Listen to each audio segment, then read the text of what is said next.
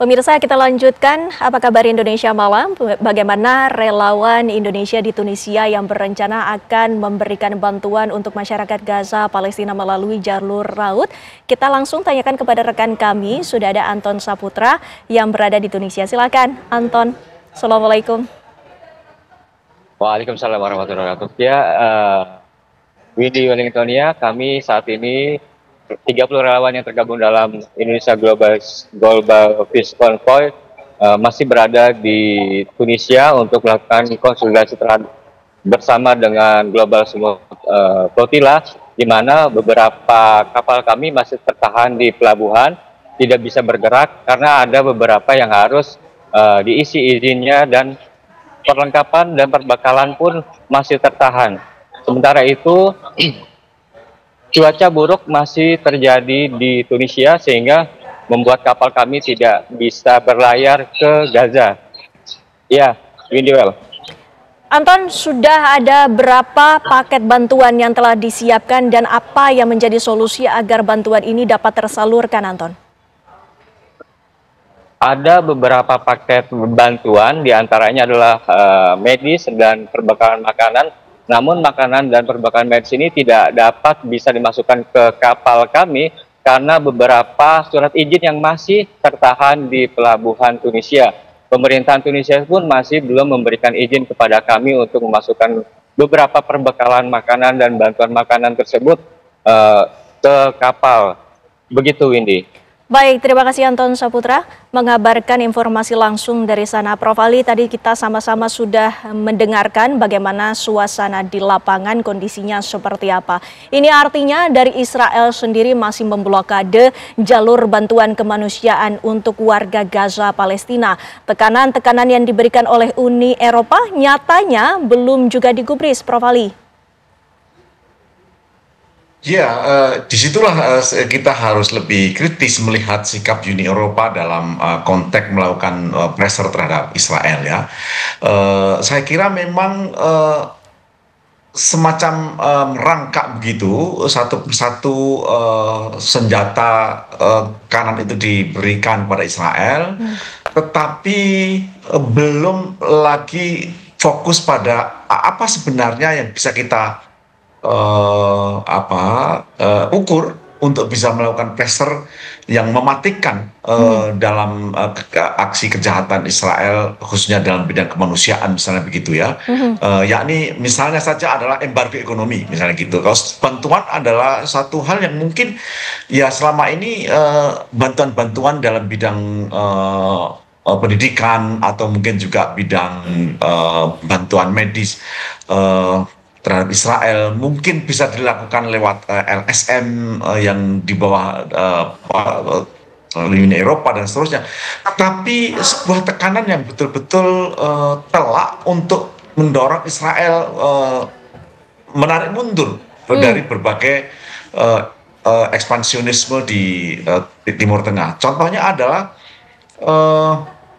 apakah misalnya ya Uni Eropa ini merespon Israel dalam konteks memang keinginan mengakhiri tragedi kemanusiaan di Gaza, atau memang respon Uni Eropa terhadap Israel yang melakukan serangan militer pada Doha, Qatar beberapa hari yang lalu. Baik. Karena kita tahu persis Qatar bagaimanapun adalah negara yang berpengaruh meskipun kecil dan sudah pasti tidak akan menyerang balik pada Israel seperti Iran maupun Lebanon misalnya. Yeah.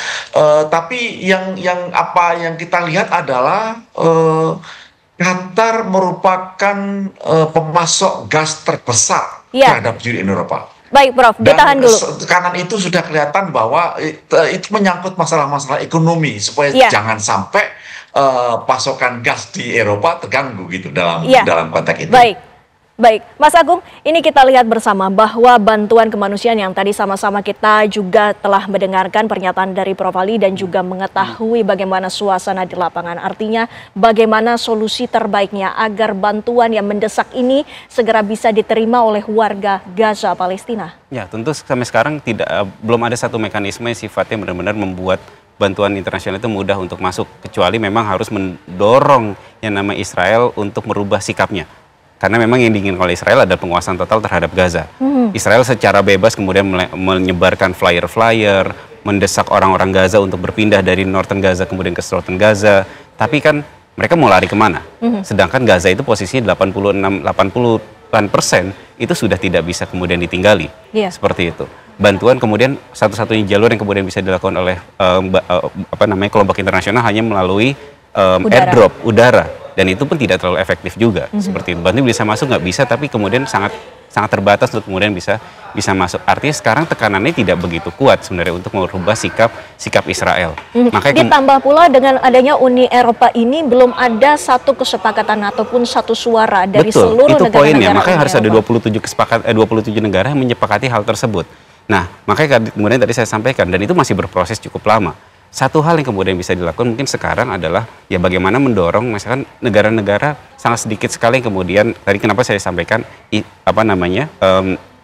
tensi ekonomi itu harus berkelindan dengan solusi politik. Misalkan belum ada satu negara misalnya dalam memberikan tekanan dalam konteks melakukan apa yang dinamakan pemutusan hubungan diplomatik misalkan terhadap Israel sebagai bentuk ekspresi bahwa apa yang Anda lakukan itu salah dan melewati batas-batas nilai kemanusiaan. Kalau kemudian negara-negara semua ini satu suara dan kemudian semua yang tadi saya sampaikan, semua ada gelombang besar yang kemudian ke arah sana mendesak Israel, tapi kita berhadapan dengan Israel yang merasa superioritas, seperti itu. Artinya sebenarnya desakan ini harusnya lebih kuat lagi, ya kan? Nah, pemutusan hubungan diplomatik saya rasa itu menjadi salah satu tidak sekedar cubitan, tapi itu benar-benar satu bentuk tamparan. Karena itu membatasi semua hal, ya kan, dalam konteks mereka untuk kerjasama ekonomi, kerjasama dalam bidang sosial budaya. Artinya benar-benar semua pintunya ditutup. Artinya Israel menyadari bahwa apa yang dia lakukan itu benar-benar salah, melewati batas-batas nilai kemanusiaan. Nah, tekanan-tekanan seperti itu saya rasa, apalagi kita menyadari hari-hari ini bahwa Israel bukan sekedar ancaman buat orang-orang Gaza, bukan saja buat orang-orang Palestina, tapi untuk seluruh kawasan, gitu. Bagaimana kemudian proses perdamaian yang sedang dibicarakan di Doha, Qatar, itu kemudian dilakukan serangan atas dalih saya melihat yang namanya ada kelompok Hamas. Lah, Hamas itu ada di Doha, ada di Qatar, bukan sekedar keinginannya Qatar, tapi keinginan dari Amerika Serikat yang kemudian aliansi abadinya Israel. Bagaimana kemudian logika-logika seperti ini yang kemudian kita tidak bisa memahami dalam bagaimana cara nama Israel ini bertindak. Sedangkan kita bisa melihat di atas kertas, Israel ini tidak bisa dipegang statement-statementnya, omongan-omongannya. Artinya sebenarnya harus ada tindakan yang jauh lebih kuat, lebih konkret. Statement oke, itu bagus. Tapi harus ada tindakan yang jauh lebih besar daripada itu. Misalnya dalam konteks PBB, memang dibutuhkan apa yang dinamakan reformasi di Dewan Keamanan PBB maupun dan struktur PBB secara keseluruhan. PBB itu punya banyak mekanisme sebenarnya. Responsibility to protect, bahkan kalau responsibility to protect itu repotnya adalah memang harus ada persetujuan dari Dewan Keamanan PBB.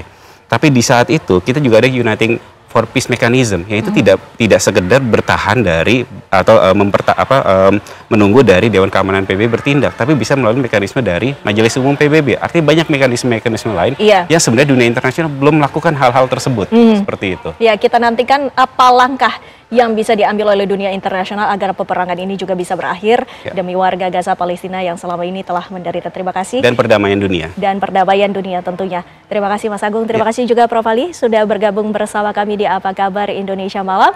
Sayang sekali waktu kita juga sudah terbatas dan ini menjadi akhir dari Apa Kabar Indonesia Malam. Saya Windy Wellingtonia.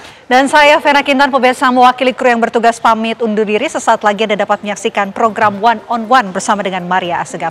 Kami dari Apa Kabar Indonesia Malam pamit. Terima kasih atas kebersamaan Anda pemirsa. Sampai jumpa.